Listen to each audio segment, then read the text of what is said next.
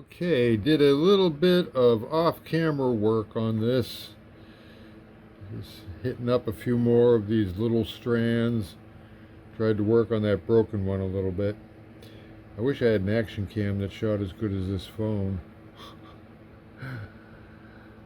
So now on to putting in the green. I may have forgotten to turn the camera on. Anyway, I'm putting pure pigment in the newly cut areas.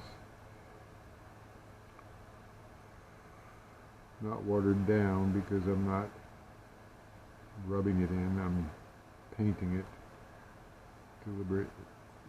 precisely into the areas that it needs.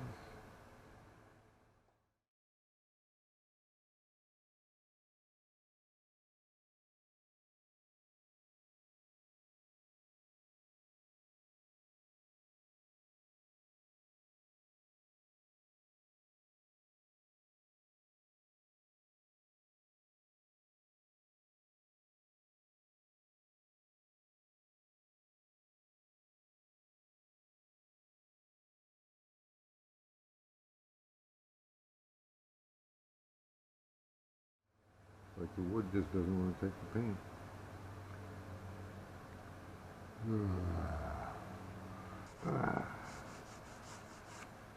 Oh well.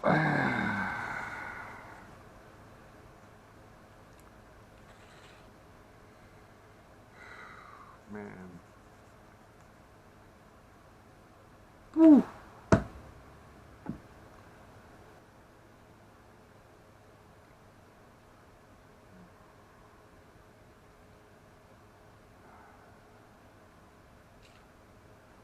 Okay, break, then we'll wash on the darker green.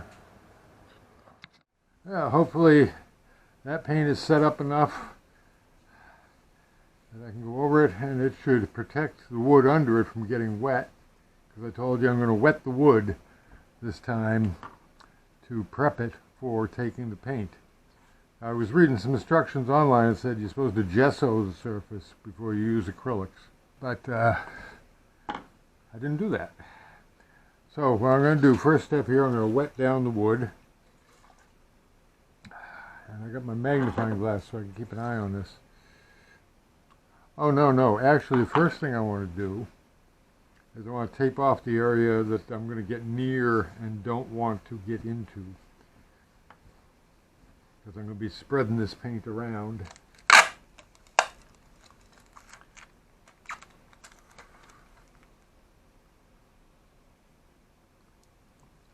This is my invisible keep out sign. So now we'll go ahead and wet this wood. There's areas on here where there's still paint in some of those grooves, but there's others where I've cut through it, and that's what I'm going for. Fill those in as much as possible with color. I'm not going to sit here and paint each one of those individually. We go on with some pretty thin paint, because what we want is more of a stain than a paint. That's my guess anyway. I've been guessing at all of this all along, so you ought to be used to that by now. Interesting, I'm getting little bits of the white acrylic that the door was painted with coming off. Yeah, that white acrylic is coming off badly. So we got a new problem coming up. Boy, there's just no easy way out on this one. Good night, and thanks for watching.